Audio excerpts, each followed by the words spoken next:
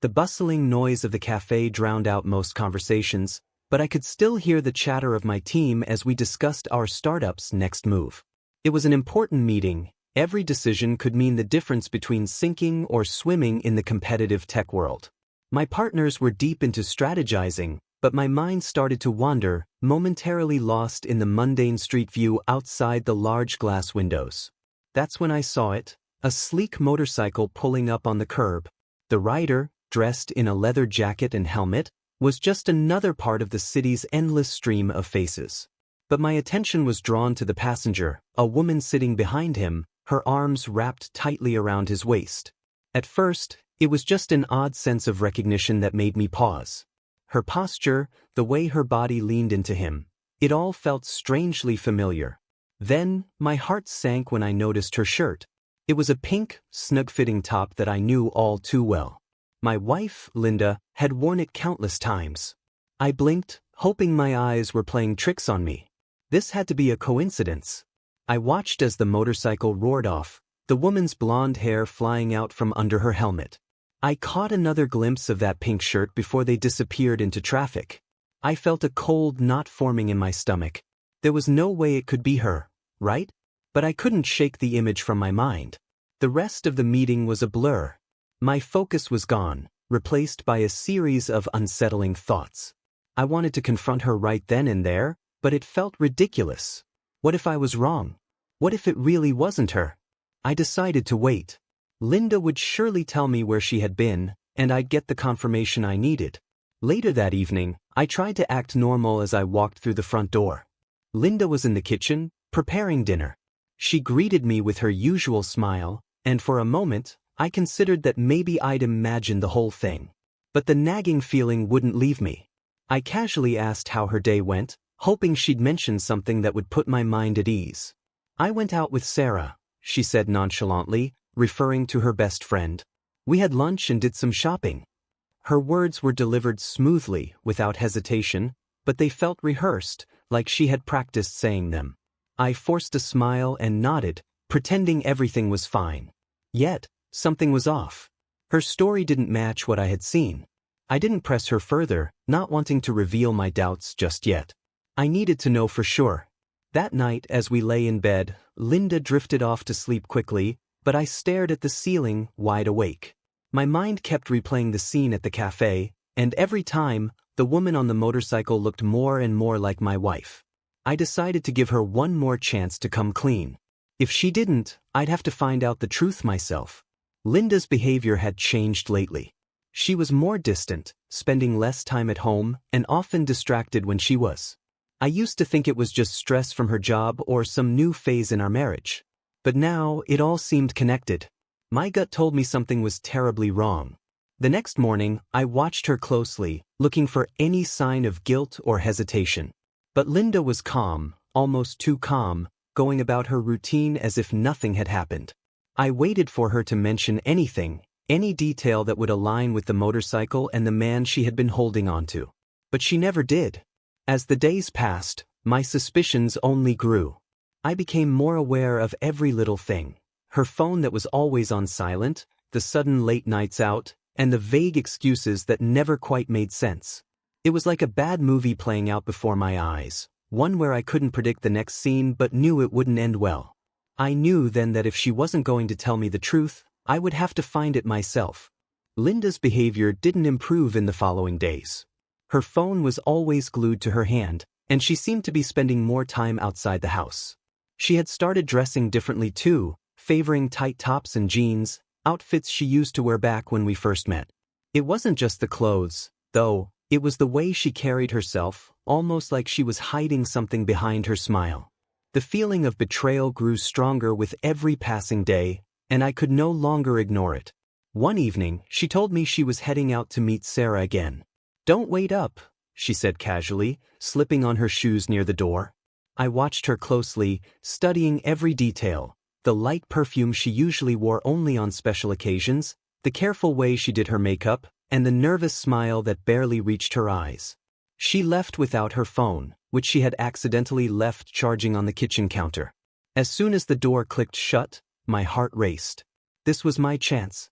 I grabbed her phone, but it was locked with a password, one I didn't know. We had always been open with each other about these things, so her decision to change it without telling me was another red flag. My first thought was to follow her, but I knew that wouldn't give me the answers I needed. Instead, I grabbed my keys and rushed out, heading straight to my friend Mike's place. Mike was a programmer, a genius with computers who had helped me more than once when my startup faced technical problems. If anyone could help me get into Linda's phone, it was him. I arrived at his apartment, and without explaining much, I handed him the phone and asked if he could unlock it. "Are you sure you want to do this?" Mike asked, looking at me with concern. He had seen me at my best and worst, and he knew how much I loved Linda. But this time, I couldn't ignore the sinking feeling that had been growing inside me. "I have to know," I said firmly. Mike nodded, grabbed his laptop, and got to work. After about 30 minutes of tense silence, he handed me a flash drive. I transferred everything. Texts, photos, videos, it's all in there, he said, hesitating as if considering whether to give me one last chance to back out. I took the flash drive and left, thanking him quickly before heading back to my car. I sat there for a moment, the small piece of plastic and metal feeling heavier than anything I'd ever held. I knew that once I plugged it in, there would be no going back. But I couldn't live with the uncertainty any longer. I drove back to my house, my mind spinning with 1,000 possibilities, each one worse than the last.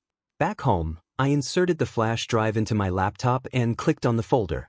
My heart pounded as the screen filled with images and videos. The first few were normal. Pictures of our last vacation, some random selfies, and screenshots of recipes Linda had saved. But as I scrolled further, the images changed. I found photos of Linda that I had never seen before, taken in places I didn't recognize. Her expressions were different, bolder, flirtier, and aimed at someone behind the camera that wasn't me. I kept scrolling, and that's when I found the videos. My hands shook as I clicked on the first one. Linda was in a dimly lit room, laughing, her shirt partially undone. She was sitting on a bed, and next to her was the man from the motorcycle. He was shirtless, smirking as he poured her a glass of wine. The intimacy between them was undeniable, and Linda's carefree demeanor felt like a slap to the face. They looked happy, comfortable, as if this was their little world, far removed from the life we had built together. My stomach churned as I continued through the videos. There were clips from a swinger party, men and women, all engaging openly with each other. And there, in the center of it all, was Linda, fully immersed in the scene.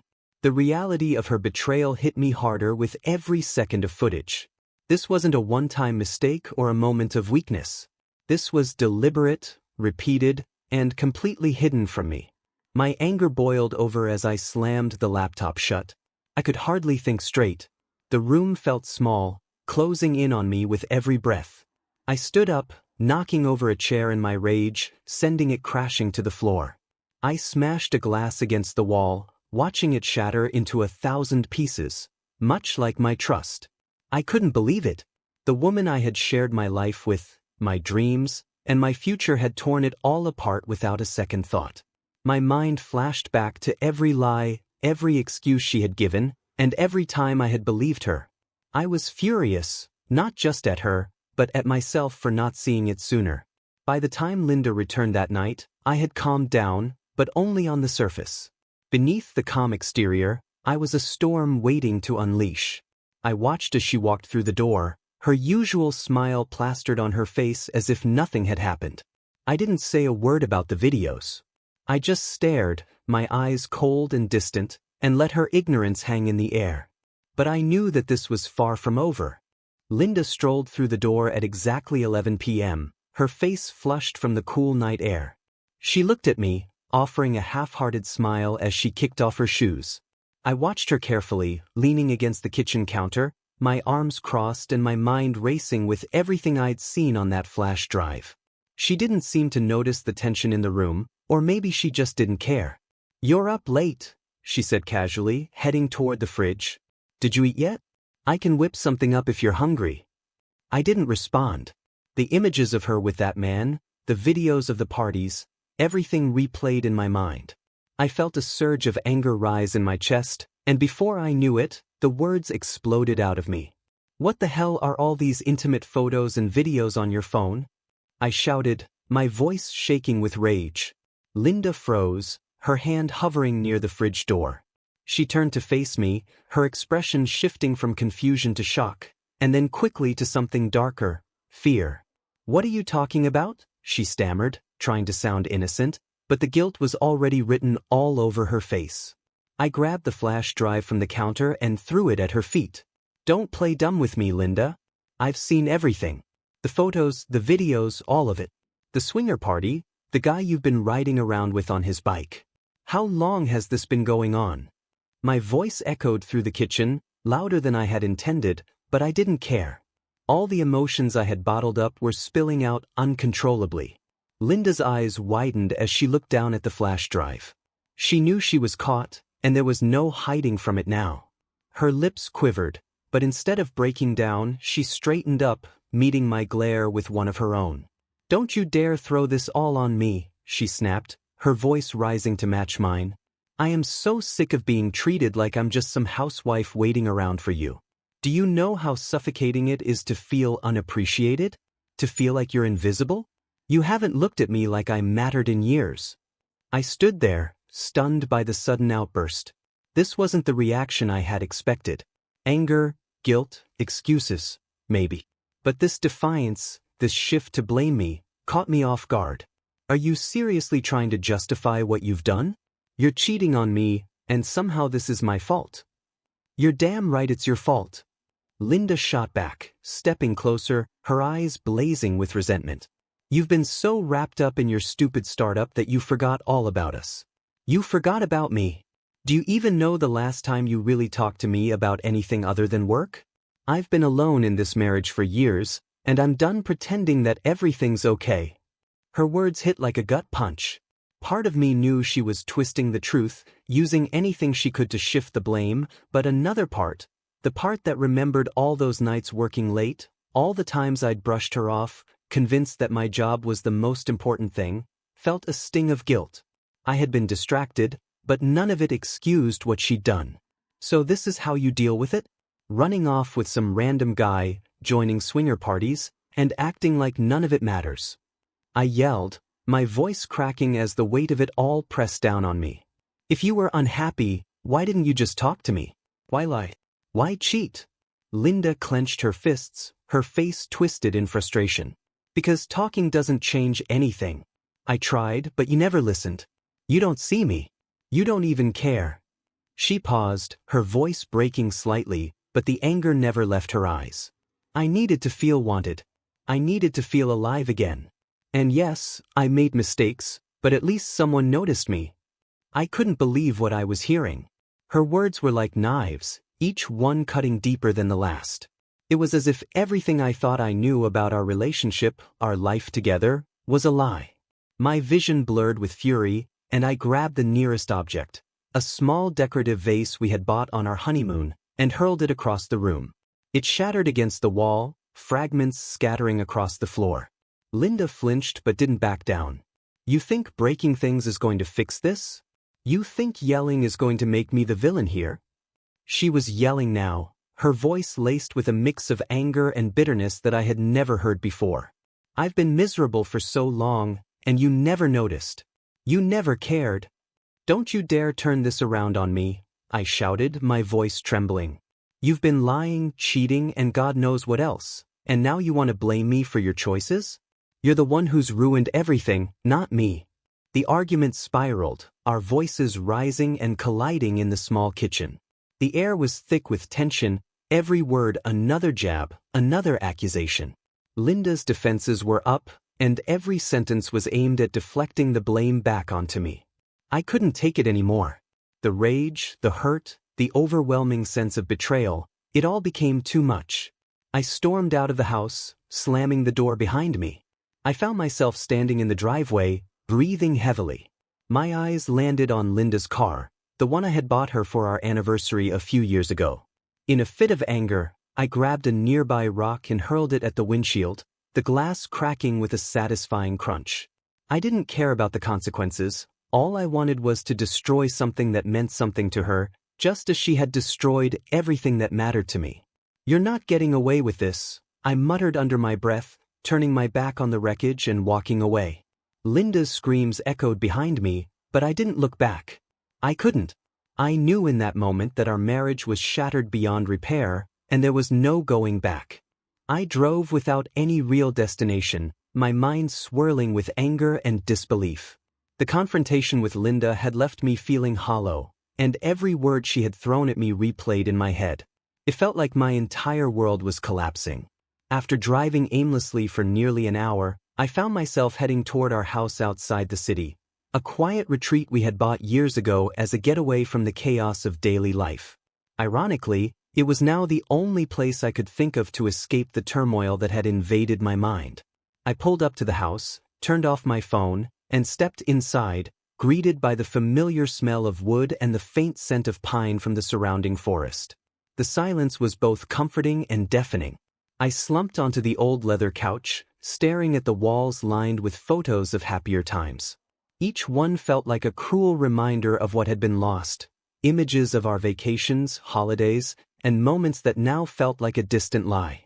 I sat there for hours, replaying every detail of our argument, every moment of Linda's betrayal. It was hard to reconcile the woman I had married with the one I had confronted last night. I tried to pinpoint the exact moment when things had gone wrong, but it all blurred together into one painful mess. My mind kept returning to Linda's words, her accusations, her anger. Had I really been that absent? Had I missed all the signs? I knew I wasn't perfect. I had poured so much of myself into my startup, sometimes at the expense of my personal life. But wasn't that what building a future was about? I thought I was doing it for us, for our dreams. I never imagined that my efforts would drive us apart, that they would push Linda into the arms of another man. As night fell, I finally let myself acknowledge what I had been avoiding. I didn't want revenge. I didn't want to fight with Linda anymore.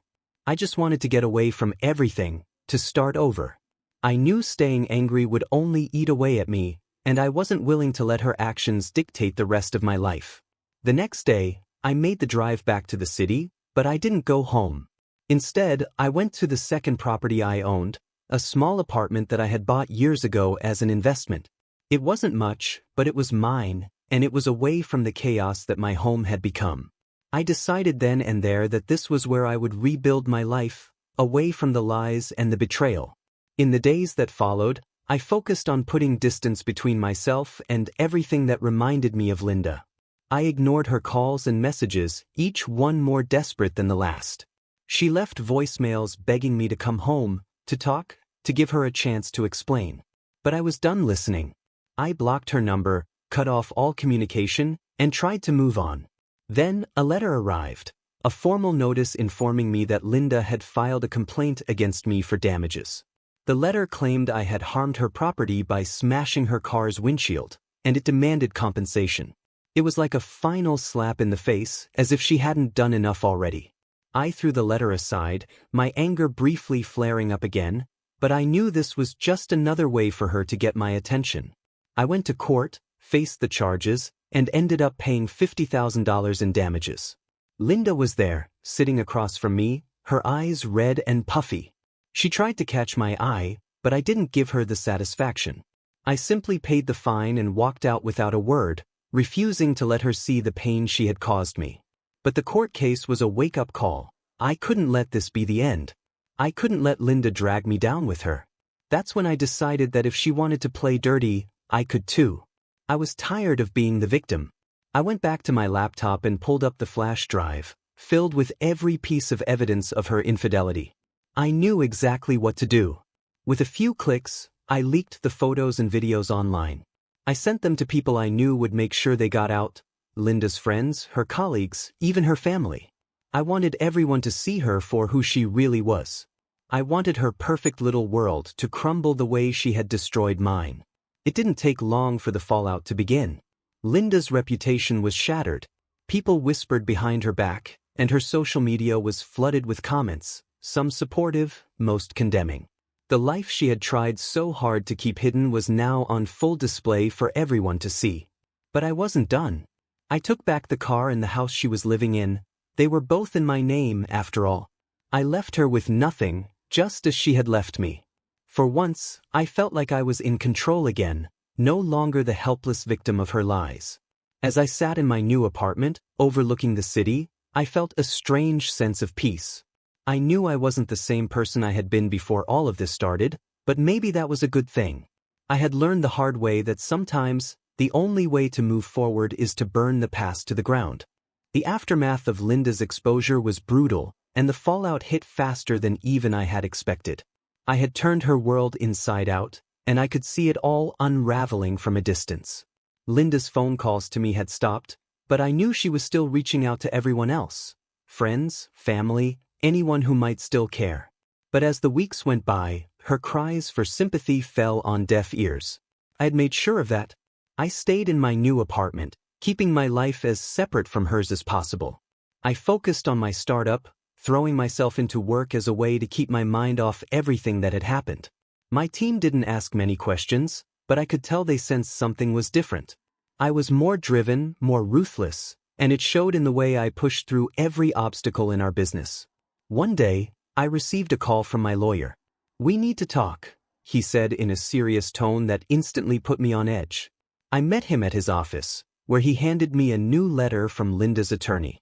She was suing me for defamation, claiming the leaked photos had caused her emotional distress and irreparable harm to her reputation. "She's really trying to squeeze whatever she can out of you," my lawyer said, shaking his head. "It's a scare tactic. She wants to force a settlement."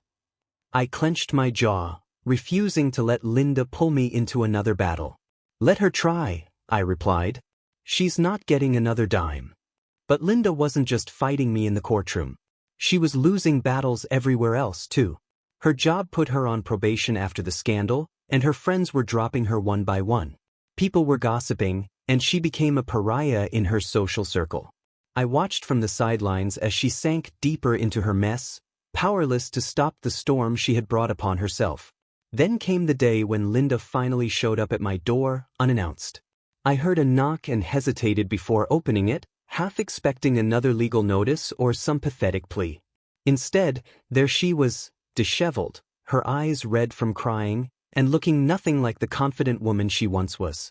She seemed smaller, more fragile, and for the first time, I saw her not as my betrayer, but as someone utterly lost. "What do you want, Linda?" I asked, my voice cold and detached. She stood there, struggling to find the right words. I just wanted to talk," she stammered, her voice breaking. "Please, just hear me out." I didn't invite her in, but I stepped aside, allowing her to enter. She looked around my apartment, noticing how bare it was compared to our old home. I watched as she sat down, nervously twisting her hands together, looking up at me with a mix of guilt and desperation. "I messed up," she said finally, her voice barely above a whisper. "I've lost everything and it's all my fault. I don't even know who I am anymore." For a brief moment, I almost felt sorry for her. Almost. But the damage was too great, and the wounds were too fresh. "You did this to yourself, Linda," I said, my tone firm. "You had everything and you threw it away. I'm not here to fix you." Tears streamed down her face as she tried to explain herself. She told me how empty she had felt, how she had fallen into something she couldn't control, and how she had lied to herself as much as she had lied to me. She begged for forgiveness, not necessarily to get back together, but just to find some sense of closure. But I couldn't give her what she was looking for. The pain of her betrayal still hung between us like a thick fog, impossible to clear. "You have to live with what you've done, just like I have to live with what you've done to me," I said, my voice breaking despite my best efforts to stay strong. Linda nodded, wiping her eyes. "I know. I'm sorry. I wish I could go back." I didn't respond. There was nothing left to say. She left my apartment without another word, closing the door quietly behind her. I watched her through the window as she walked away, disappearing into the crowded streets below. I wondered if she would ever truly understand the gravity of what she had done. In the days that followed, Linda's lawsuit fizzled out. She couldn't afford to keep fighting, and her case was weak from the start. My lawyer handled the final negotiations, making sure that I wouldn't have to pay a cent. It was a small victory, but it felt like the last piece of a chapter that desperately needed to close.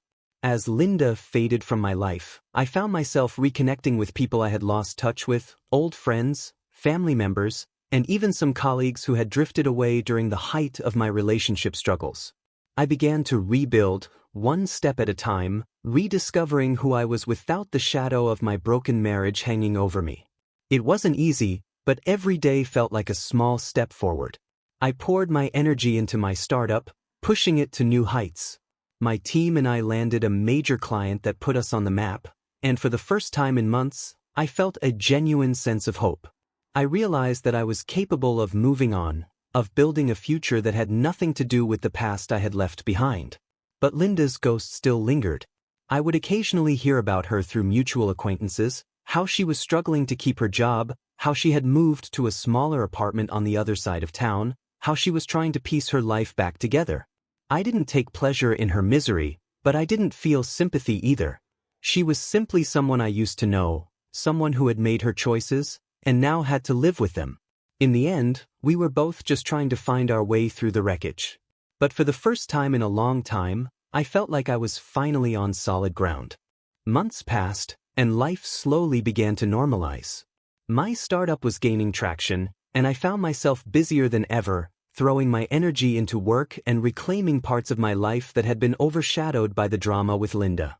My focus shifted entirely toward my own growth, physically, mentally, and professionally. I took up running again, rediscovered hobbies that had long been neglected, and even reconnected with a few friends who helped me keep my head above water during those dark times. But every now and then, reminders of Linda would creep back in. Photos tucked away in forgotten drawers, a shared streaming account still logged in, or a piece of clothing that had somehow ended up mixed with my own.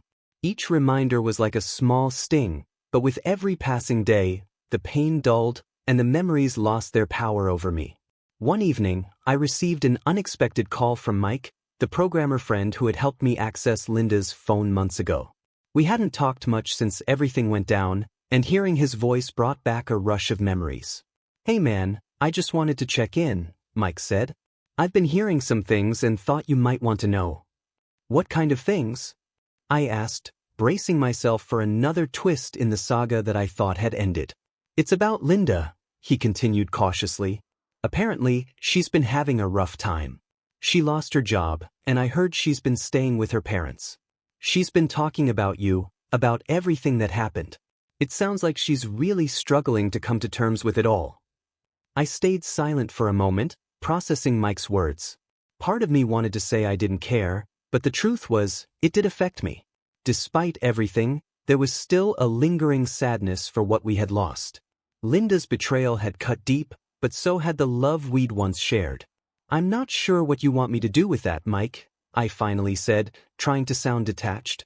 "She made her choices." Mike sighed, sensing the weight of my words. "Yeah, I get it. Just thought you should know. I think she's trying to find a way to make amends, but she doesn't know how. She's been asking around about you, wondering if you'd ever be willing to talk." I rubbed my temples, feeling a mix of anger and exhaustion. The last thing I wanted was to reopen old wounds, but I also knew that leaving things unresolved had its own way of haunting you. "I'm not sure I can do that," I said quietly. "But thanks for letting me know." After hanging up, I sat in my apartment, staring at the city lights outside my window. It was hard to pinpoint what I was feeling. Relief? Anger? A twisted sense of vindication? But as the night wore on, I realized that what I felt most was a strange kind of closure. Knowing Linda was struggling didn't bring me joy, but it reaffirmed my decision to leave her behind. In the following weeks, I continued to focus on my business. The startup was doing well, and we secured a major investment that put us in a strong position for the future. For the first time in a long time, I felt genuinely excited about what was to come. The chaos of the past year had been a brutal teacher, but it had also shown me my own resilience. Then, one day, as I was wrapping up a long workday, a small envelope arrived at my office. It was addressed to me in familiar handwriting, Linda's. I stared at it for a long moment, debating whether to even open it. Part of me wanted to toss it in the trash and never look back, but curiosity got the better of me. I tore it open, revealing a short, handwritten letter. "Dear Tom," it began, her script shaky and uneven. I'm not writing this to ask for forgiveness because I know I don't deserve it. I've been reflecting on everything that happened and trying to understand how I let things go so wrong. I've lost so much, friends, family, my job, but the hardest loss has been knowing I hurt you in a way I can never take back. I know you've moved on, and I'm truly happy that you're doing well. You deserve every success. I just wanted you to know that I'm working on myself, trying to be better, even if it's too late for us. I'm sorry, Tom. For everything. I wish you nothing but happiness. Linda. I read the letter twice, feeling a mix of emotions I couldn't quite name. It wasn't a plea or a manipulative attempt to get back into my life, it was just an apology. A simple acknowledgement of the pain she had caused. And in that moment, I felt the last of my anger dissolve. There was nothing left between us except the past, and I was finally ready to leave it there. I folded the letter and placed it in my desk drawer, not out of sentimentality, but as a reminder of how far I had come. I wasn't the same man I had been when I first saw her on that motorcycle or when I confronted her in our kitchen. I was stronger, wiser, and no longer defined by what had happened. The next weekend, I decided to take a trip to the countryside, to the house I had once fled to in the midst of the chaos. I hadn't been back since that night, but now it felt like the right time. I spent the day clearing out old things, removing the last remnants of a life I no longer needed. As the sun set, I sat on the porch, feeling a calm I hadn't felt in a long time. The past was behind me, and whatever came next was mine to shape. I was ready to move forward, to rebuild on my own terms, and to embrace whatever the future had in store. As I drove back to the city that evening, the road ahead seemed open and endless. I didn't know what would come next, but for the first time, I was okay with that. I was free, and that was enough. Months had passed since I received Linda's letter, and life was finally settling into a rhythm I could appreciate. My startup was thriving, and I had just closed a major deal that would secure our future for years to come. The work was intense, but it was the kind of pressure I thrived on, the kind that made me feel alive again. The ghost of my failed marriage still lingered in quiet moments, but it no longer held power over me. I was moving on, building something new, and for the first time in a long time, I felt at peace. One Friday evening, I decided to treat myself to a quiet night out. I chose a small, tucked-away bar in the city, a place I used to visit before life got so complicated. It was dimly lit and familiar, with a soft jazz tune playing in the background. I sat at the bar, ordered a drink, and allowed myself to just exist in the moment, free from the chaos that had defined the past year. As I sipped my drink, I noticed someone familiar at the other end of the bar. It was Sarah, Linda's best friend, the one Linda had often mentioned when covering up her lies. We hadn't spoken since everything went down, and seeing her now felt like an unexpected punch to the gut. She glanced my way, and for a moment, I considered leaving, not wanting to dredge up the past. But before I could decide, she approached me with a hesitant smile. "Tom," she said, her voice gentle, "mind if I join you?" I nodded, unsure of what to expect. We sat in an awkward silence for a moment before she spoke again. "I've been meaning to reach out, but I didn't know how. I heard about what happened, and I'm sorry. I never thought things would end up like this." I shrugged, trying to downplay the bitterness that still lingered. "It's over now. I've moved on." She nodded, playing with the rim of her glass. "Linda's a mess, you know. She lost more than just you in all of this. She's been trying to pick up the pieces, but it's not easy. I've distanced myself too. It was just too much. I didn't want to be a part of it anymore." I wasn't sure how to respond. Part of me wanted to forget Linda entirely, but another part was curious. "Why are you telling me this?" Sarah sighed, her expression softening. "Because you deserve to know that none of this was your fault. Linda made her choices and she's paying for them. But that doesn't mean you have to carry the burden of her mistakes." Her words struck a chord, and for the first time, I felt a strange sense of validation. I had spent so much time questioning myself, wondering where I had gone wrong, but hearing it from someone close to Linda offered a new perspective. We talked for a while longer, reminiscing about better times and filling in the blanks of the story that had fractured both our lives. Sarah was brutally honest about the role she had played, how she had covered for Linda when she suspected something was off, and how guilty she felt for not intervening sooner. It was cathartic, in a way, to hear the truth from someone who had been on the inside. As the evening wore on, Sarah mentioned that she was leaving the city, planning to start fresh in a new state. "I need to get away from all of this," she said. "It's been a rough year for everyone, and I just need a clean slate." We parted ways that night on good terms, exchanging numbers and promises to stay in touch. For me, it was another layer of closure, a final conversation that helped to seal the wounds left by Linda's betrayal. A week later, I received an unexpected invitation. An old friend from my college days, Matt, was hosting a small get-together. I hadn't seen Matt in years, but we had recently reconnected through work, and he insisted I come out to his place for a night of poker and catching up. I hesitated at first. I wasn't sure I was ready to dive back into old social circles. But something about the invitation felt right. I needed to re-engage with the world beyond work and the painful memories of the past. The gathering was small, just a handful of old friends and a few new faces. I felt an initial pang of awkwardness, but as the night wore on, the atmosphere lightened. I found myself laughing, joking, and enjoying the camaraderie I had missed. It was a reminder that life continued, that new connections could be made, and that not everything was tainted by what had happened with Linda. One of the new faces was Emily, a bright and confident woman who worked in marketing. We ended up paired together during one of the poker games, and her sharp wit and infectious laughter caught my attention. We chatted throughout the night, swapping stories about work, travel, and the ridiculousness of our shared poker misfortunes. As the night came to an end, Emily asked if I'd like to grab a coffee sometime.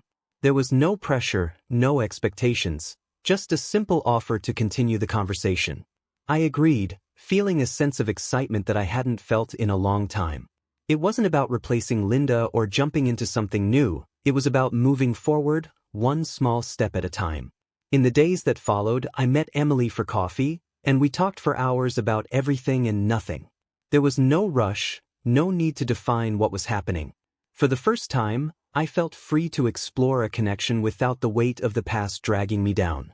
As I walked back to my apartment that evening, the city lights glowing around me, I realized that I was finally ready to embrace whatever came next. I had learned to stand on my own, to rebuild from the rubble, and to find joy in the simple moments. Linda's shadow was still there, but it no longer loomed large. It was just a part of my story, one that I had finally moved beyond. I didn't know where things with Emily would go, or what the future held, but for the first time, that uncertainty didn't scare me. It felt like a new beginning, a chance to redefine my life on my terms. And that was more than enough.